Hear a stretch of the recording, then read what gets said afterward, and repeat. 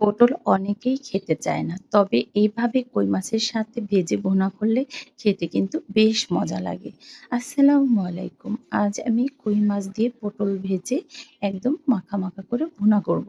আর এই কই মাছের এই ভুনাটা খেতে বেশ মজা। পটল আর কই মাছ ভেজে এই রেসিপিটা এতটাই মজা হয় গরম ভাতের সাথে কি আর বলবো। তো আজ আমি ফার্স্টে পটলগুলো ভালো করে কেটে ধুয়ে পরিষ্কার করে রেখে দিয়েছি। আর এরপর কই মাছগুলো কেটে ধুয়ে পরিষ্কার করে নেওয়ার পর এই তো হলুদ, লবণ, একটু মরিচের গুঁড়ো মেখে মাছগুলোকে সর্ষের তেলের মধ্যে ভেজে নিয়েছি। তো একটু কড়া করে মাছগুলো ভেজে নিয়েছি। এরপর মাছগুলো এ পর্যায়ে ভাজা সম্পূর্ণ শেষ করে একটি প্লেটে তুলে সাইডে রেখে দিয়েছি। এখন আমি পটলগুলো ভেজে নিব। এই তো পটলগুলো হলুদ, মরিচ, লবণ দিয়ে এই তো ভালো করে মেখে নেওয়ার পর তেলের সাথে এখন উল্টিয়ে পাল্টিয়ে ভেজে নিব। আর এভাবেই পটল আর মাছগুলো ভেজে ভুনা করব।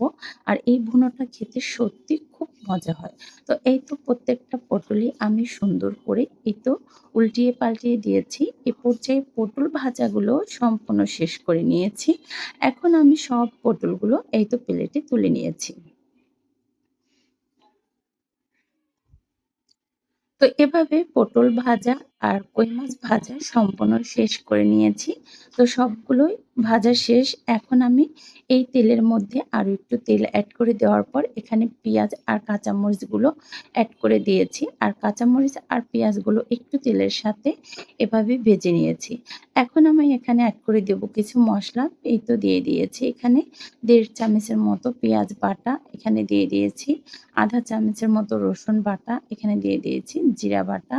তো এই তো এরপর এখানে আমি এড করে দিয়েছি হলুদের গুঁড়ো আধা চামচ আর এখানে ১.৫ চামচের মতো মরিচের গুঁড়ো। যেহেতু মাছটা ভুনা হবে তাই একটু মরিচের গুঁড়োটা বেশি এড করে দিয়েছি। আর এখানে আমি এড করে দিয়েছি একটু পানি। পানিটা দিয়ে মশলাটা এখন সুন্দর করে ভুনে নিব। এই তো তেলটা ছেড়ে দিয়েছে, তার মানে মশলাটা এই তো ভালো করে আমার কষানো হয়েছে। এখন আমি এখানে ঝোলের জন্য পানিটা এড করে দিব। আর ঝোলের জন্য এখানে পানিটা দেওয়ার পর কিছুক্ষণ ঢাকনা দিয়ে ঢেকে রেখে দিব। এই তো ঝোলটা দিয়ে ভালো করে নেড়েচেড়ে নিয়েছি। আর কিছুক্ষণের জন্য ঢাকনা দিয়ে ঢেকে রেখে দিয়েছিলাম।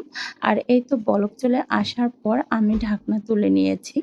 এখন ভাজা মাছ আর পটলগুলো এই তো ঝোলের মধ্যে এড করে দিয়েছি।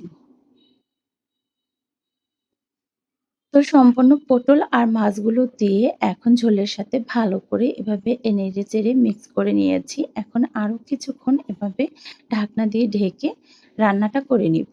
তো এই রেসিপিটা কে, কে করেন কমেন্টে জানাতে ভুলবেন না। আমার কাছে তো গরম ভাতের সাথে খুব মজা লাগে। মাশাআল্লাহ খুব সুন্দর একটা কালার হয়েছে আর খেতে এতটাই মজা হয়েছিল কি আর বলব।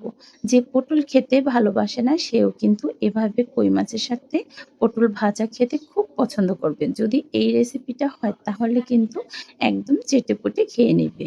তো এই তো একদম মাখা, মাখা হয়ে আসছে। তার মানে কই মাছ আর পটল ভুনাটা সম্পূর্ণ শেষ। বিদায় নিলাম। ভালো থাকবেন। আল্লাহ হাফেজ।